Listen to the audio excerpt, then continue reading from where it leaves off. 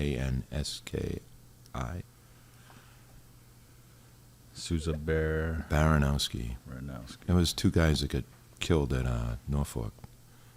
Visitor brought in a gun.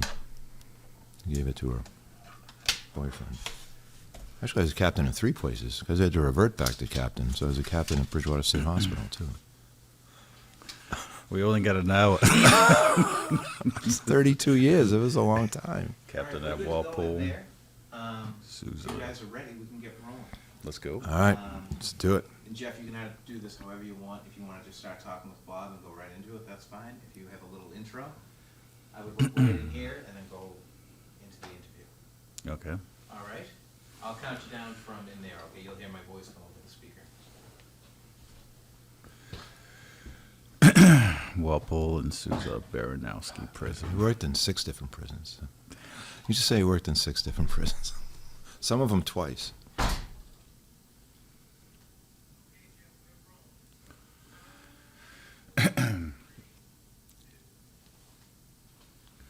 All right. Finally here. Welcome to the Cold Brew and Cream Podcast. I am your host, Jeffrey Paguma. On this show is where we explore stories of transformation, purpose, and legacy. I would like to introduce our first guest to the show. It is no other than Bob Blood. Bob worked his way up to captain in multiple prisons in Massachusetts. Bob is president of the Neponset Valley Sunrise Rotary Club.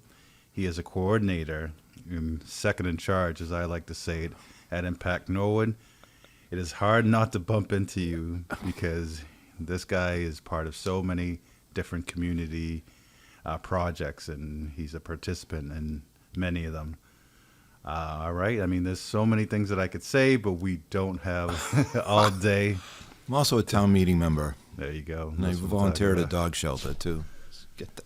All Oh, right. and the food pantry. about. In the food pantry. That's it. I'm done. Okay. All right. Show's over. Let's start. Let's start with the beginning. All right. Sure. Can you tell us a little about where you grew up and what family life was Yep. like for you? I grew up right down the road in Braintree, Braintree High class of 1979. I was the oldest of 4 children. My mom was a nurse. My dad was a businessman. A typical suburban life. Yeah, that was about it. That was my upbringing. I was in Boy Scouts. I'm an Eagle Scout. I swam a lot. I was on the wrestling team in high school. I was president of the Key Club. I was pretty involved in stuff growing up. I went to St. Anselm's College up in New Hampshire. Got my degree in criminal justice. My grandfather was an FBI agent, and I always wanted to be an FBI agent. Fortunately, I have bad eyes, so I couldn't pass the physical to be an FBI agent. Okay. Let's keep it in your early life. Oh, for all now. righty. But I mean, you telling me about your household. What type of kid did that family life mold you into? Would you say? My mother, I said, was a nurse. She was a very caring person. I'd like to think I got some of the attributes from my mom. My dad was very straightforward. He would tell it like it is, and I appreciated that in him. Like there was no beating around the bush. His nickname was Big D. We used to call him Big D because his name was Don. He was like 6'4", 280, so he was a big guy. And yeah, I think it was a pretty normal childhood. We used to play street hockey when we got home. I played Little League and stuff. Pretty involved, and I was a CCD teacher too at one point. So yeah, I was involved in the church as well. Very good. All right. So going from your childhood, let's make our way forward into the All right. future. All righty. You did take us through, let's say, schooling. Did you go to school to later become a prison guard? No, not. I don't think anybody grows up to become a corrections officer. Okay. What happened was I graduated from St. Anselm's in 1983 with a degree in criminal justice. My uncle, who was also my godfather, worked for the Department of Youth Services. He was their legal counsel. And he said, hey, there's a facility opening up in Mattapan. You should put your name in for that. So I sent my resume in. I got a job, and I worked at a secure treatment facility in Mattapan. It was only small. It was only like maybe 30 kids that were in there from the program. They would get committed to the court from the Department of Youth Services. And I would deal with them on a one-on-one basis. It was shift work and stuff, and you'd get them up in the morning and make sure they, went to breakfast and went to school and stuff like that. It was pretty interesting. It was a little rough, though. After 2.5 years, I got kind of burnt out from that. Okay. So, I mean, I do remember doing an externship in a prison when I was in school in Rhode Island. I remember going in, and it just freaked me out, so to speak. I don't know if I became claustrophobic, but that just leads me to my next question. Do you remember your first day walking into the prison, the sounds, the atmosphere, emotions? Yes, absolutely. I had done a tour before in prison college. We went to the Concord State Prison up in New Hampshire, so I had a little bit of glimpse of what a prison would be like. But to actually to work in one and to go to one every day, it's like, I used to tell my wife I'd have to go through 6 doors that someone else would have to open for me before I could even get into where my work was, which is kind of unusual. But the first day that I got hired and we went to in-service training, they took us on a tour so we could see the whole facility. And one of the inmates that was there was also one of the kids I knew from DYS. I actually saw a couple of them, so I was like, oh wow, I guess we really didn't do a good job with that kid. This was at Walpole. It's now, they call it Cedar Junction. It's now closed. But it was a big place, really loud, yelling and screaming and doors clanging and stuff like that.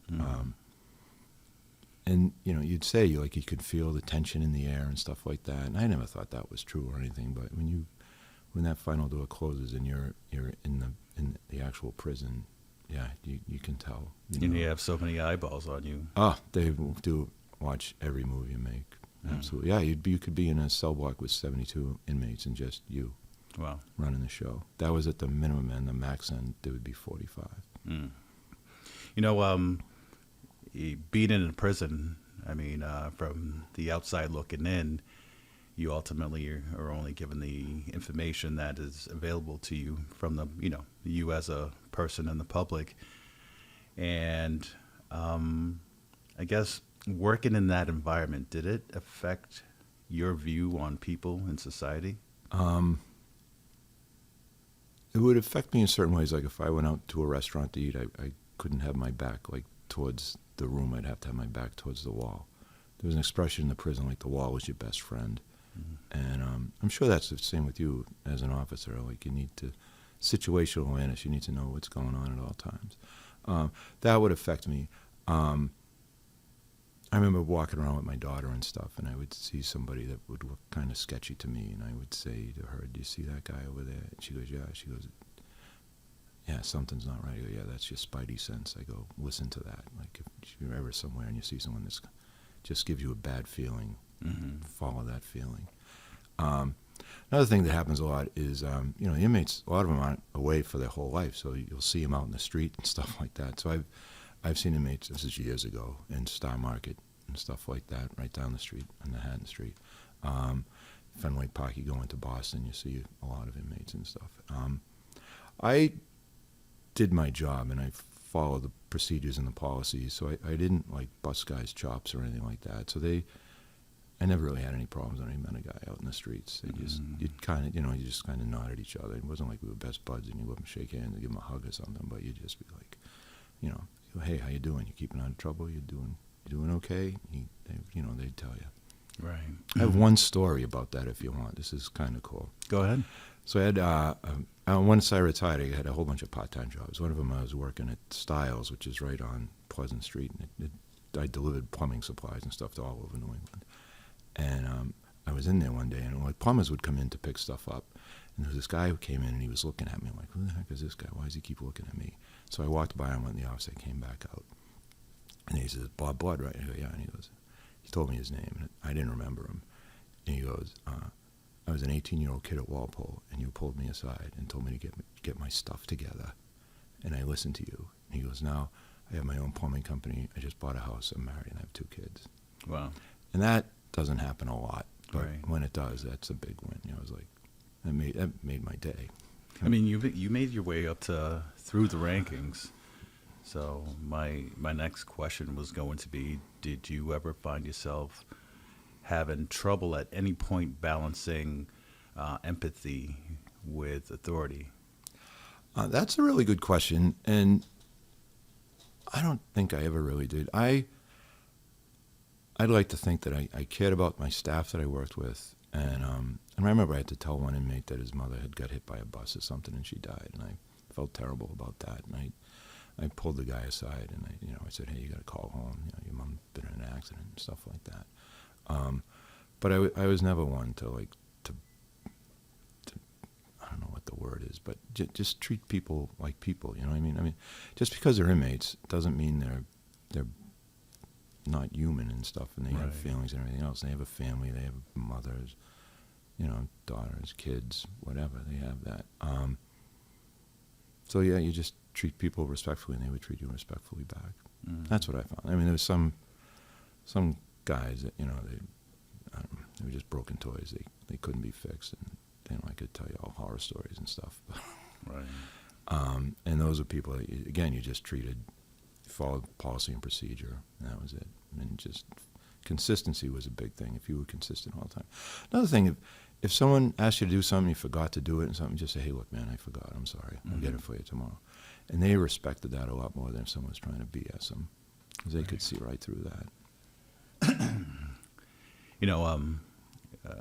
That's a very important point that you made. The point of also understanding that people are just that. Some of us have made those made mistakes that we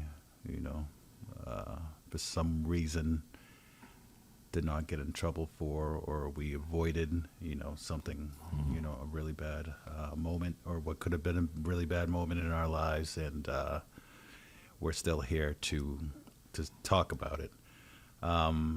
So, the job that you had, very trying in so many different ways, physically, emotionally, some may say spiritually, if that's what they believe in. So in such a mental and emotionally challenging job, and just like many other jobs, people get to a point, at some point they get to a place where they ask themselves, something's got to change. Did you ever experience this moment? And if so, what did you do about it? I can tell you something that I don't really tell a lot of people. One of my brothers was incarcerated. He was living down in Florida, and it was a DEA investigation. He was selling pot, like growing pot hydrophonically and selling it. And so that was a real eye-opener for me, that now, gee whiz, I got a brother doing time. So I would look at, like, the inmates would have visits and stuff like that, and I see these family members come in, whoever it was, and I'd be like, oof. And so my parents flew down to Florida to visit my brother in prison. Mm-hmm. So that was an eye-opener for me. Of course, I had to report it. I had to let my bosses know that, I have a family member that's incarcerated, because they need to hear it from me and not from somebody else. That was a big moment for me. Also, one of the positions I had was Director of Security at the Mass Alcohol and Substance Abuse Center down in Bridgewater. It's since moved, now it's in Plymouth. But the people that were there were not even inmates, they were civil commits. So they had addiction issues, whether it was drugs or alcohol.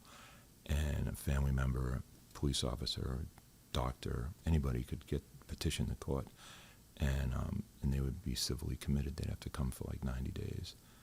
And so that was really interesting for me, because prior to that, I really didn't have that much access to information about these guys. And these are like 18-year-old kids that were coming in. I hurt my shoulder playing football. They put me on like 60 oxys, and now I'm like doing heroin and stuff.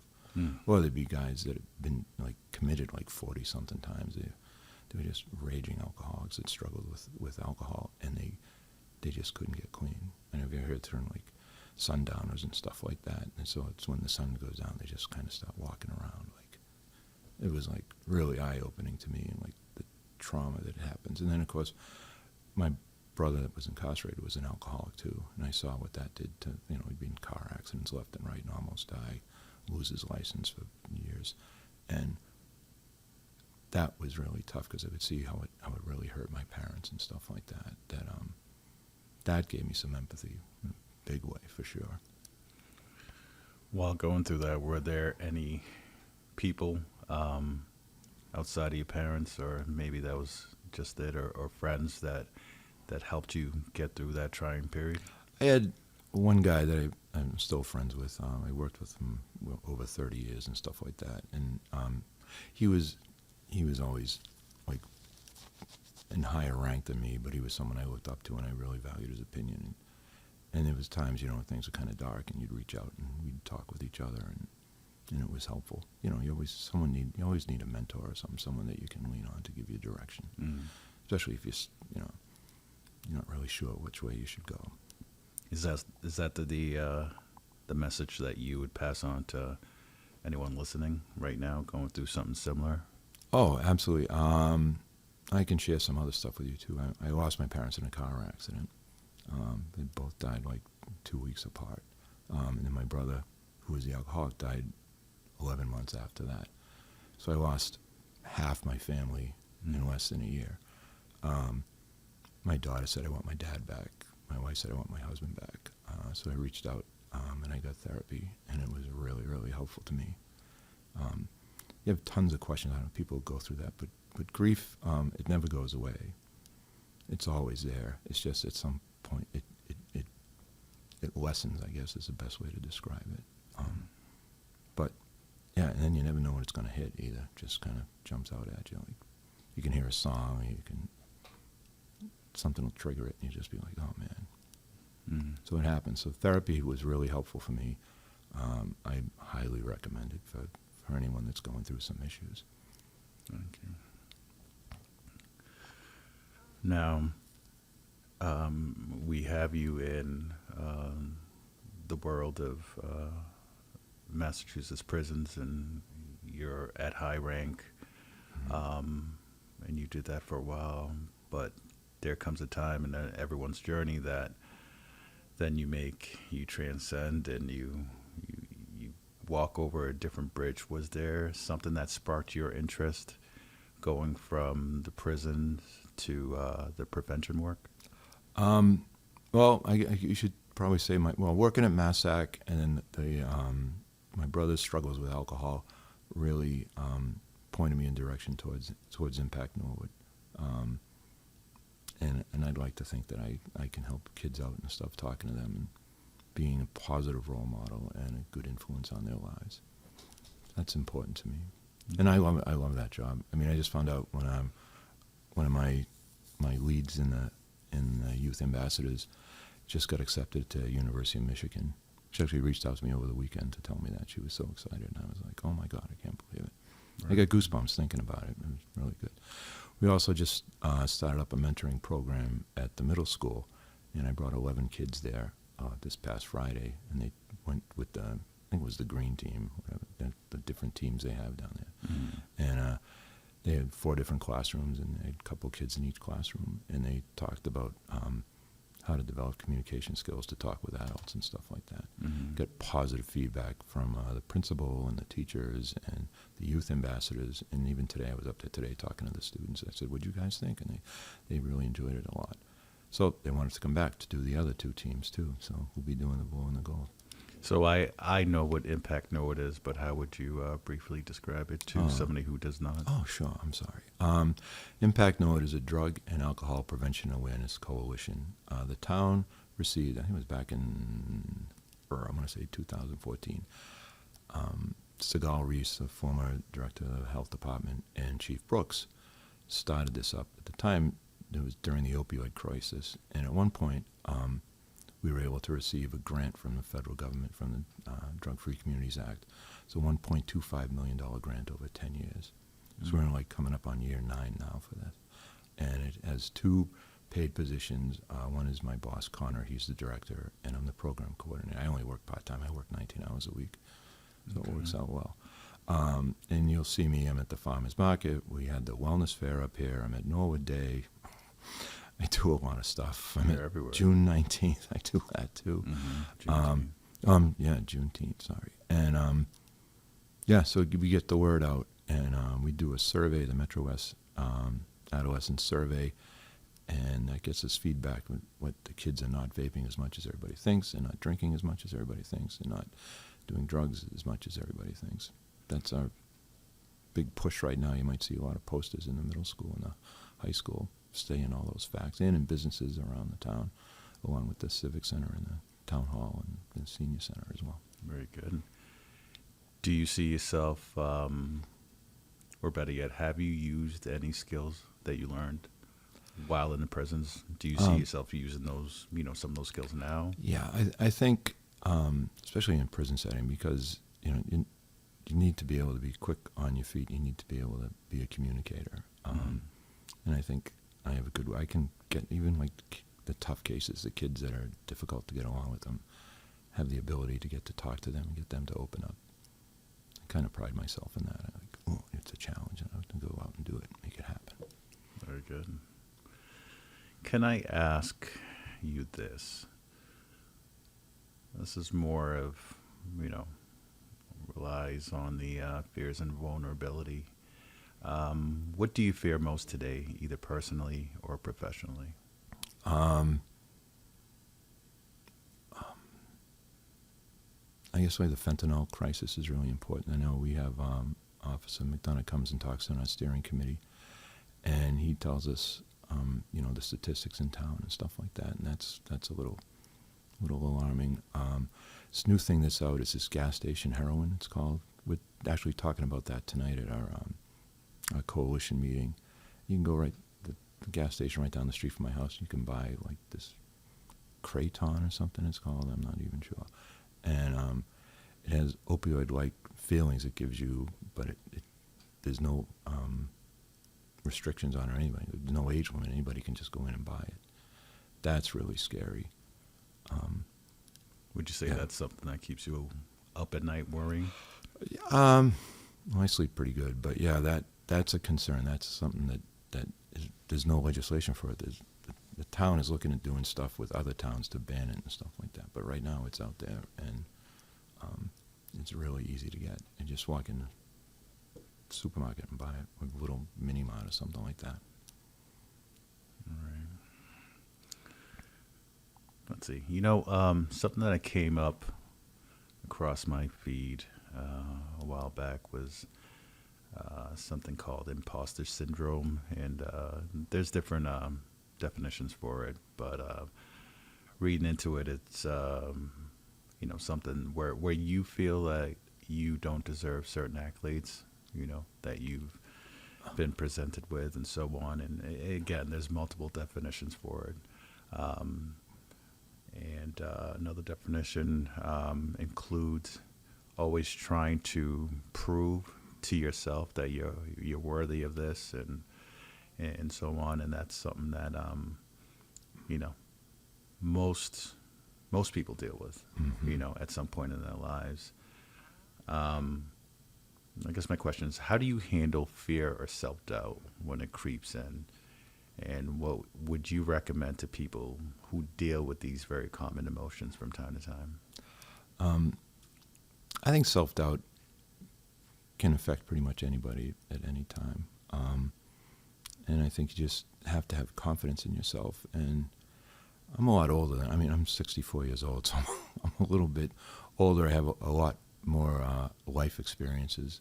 But for someone that's young, I think it just takes time, and you have to keep at it and keep yourself positive and realize if you're getting recognized for something in a positive way, then don't boast about it, but just acknowledge it and move on.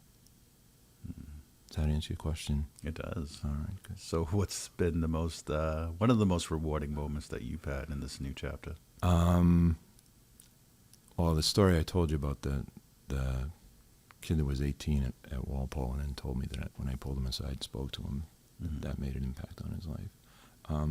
It's happened a few times. At one point I was a substitute teacher at Braintree High for a year. And then through the wonders of social media, this kid reached out to me on Facebook and told me that I was like the best teacher he had at that time, and that I listened to him and stuff, and he really appreciated it. And that just came out of the blue and totally blew me away. Nice. Do you feel like you've become the person you've always wanted to be? Oh, I never became an FBI agent, so that kind of bothered me. But Okay. yeah, I like to think that I mean, I have a lovely family. I have a wife and daughter. Been married since 1988, so it's like coming up on 38 years that I've been married. Mm-hmm. And my daughter does really well. I'm very proud of her. So as far as like, your life is like a pie, I guess. Family's part of the pie, work is part of the pie, social life is part of the pie. I think I have really good friends, people I can count on. I'm close to my brother and my sister, and those things are really important and that keep you grounded. My brother has no problem like calling me out on stuff, because nobody knows you more than your siblings. They've been with you Right. the whole time. So, yeah, just keep positive and. Again, if you're struggling and you need someone to talk to, just 988, you can make that call and they can hook you up with somebody, get you to talk to them. Very good. Some things, when you ask certain people if they would change anything in their lives, some people might, jump right on it and tell you, run it down their top 10. Some people may say that I don't want to change anything because that would change, there's the butterfly effect, this and that and that, along the way. Mm-hmm. But if there's one or two things that if you could go back into time and talk to your younger self, is there anything that you would tell your younger self to help you along the way? This is one thing I talk about. The college I went to was St. Anselm's up in New Hampshire. I was there from 1979 to 1983. And it was too homogeneous. Everybody was the same. It was like white, Irish, Catholic, white, Italian, Catholic, middle class. It's not like the real world.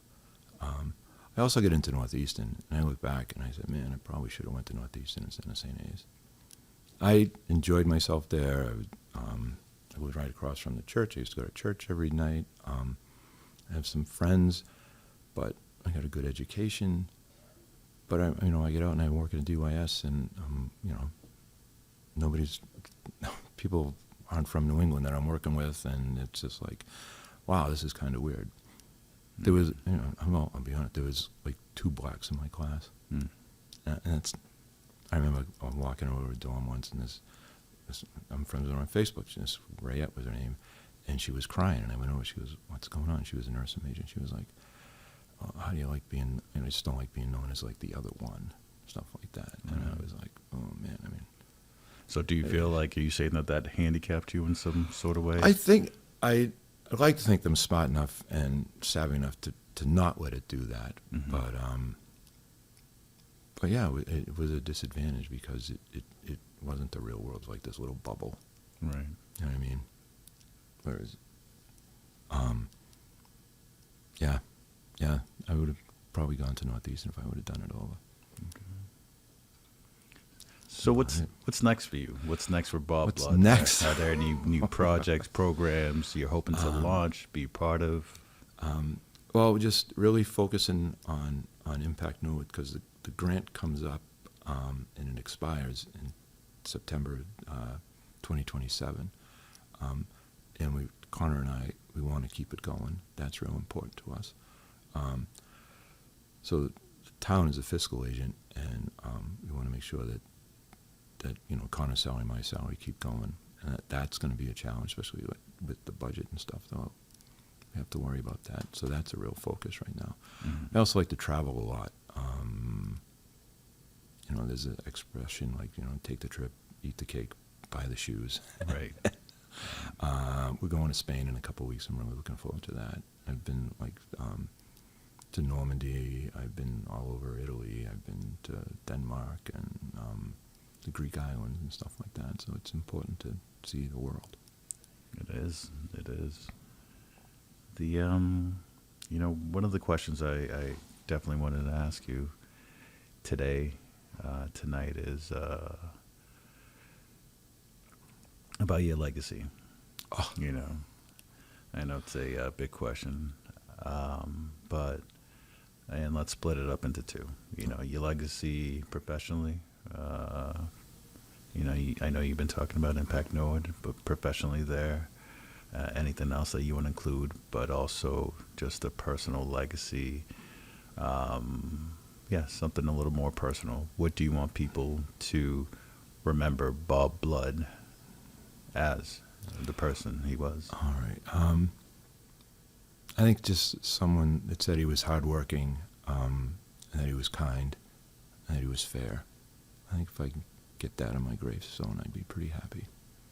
I think kindness is, especially in today's world right now, kindness goes a long way. It does. I believe that. I don't think you'll have a problem with people not saying Oh, that. thanks. I try. Right. Well, Bob Blood, thank you for sharing your story and for your work. It's my pleasure. All right, doing everything that you do to get kids on the right path. Again, this has been from much bigger, but let's say from the walls of the prison halls to prevention. You know, your journey reminds us of that purpose can grow even in the hardest places. I like to pay it back. You know what I mean? I mean, I got a great pension. I got a good life. The food pantry is a big thing too. I've never experienced food insecurity. I have no idea what that's like. So that's why I help out there. That's important. So the journey continues. Yeah. Keep going. All right. Thank you, Bob. It's my pleasure, buddy. I'm Jeffrey Baguma, and this has been the Cold Brew and Cream podcast, where we grow together one cup at a time. Don't forget to like and subscribe on YouTube as well as Spotify. I hope everybody gets to enjoy this episode 1 on NCM. And thank you, Bob. Oh, my pleasure. Thank you. Thanks for asking me. Appreciate it. Means a lot. Thank you.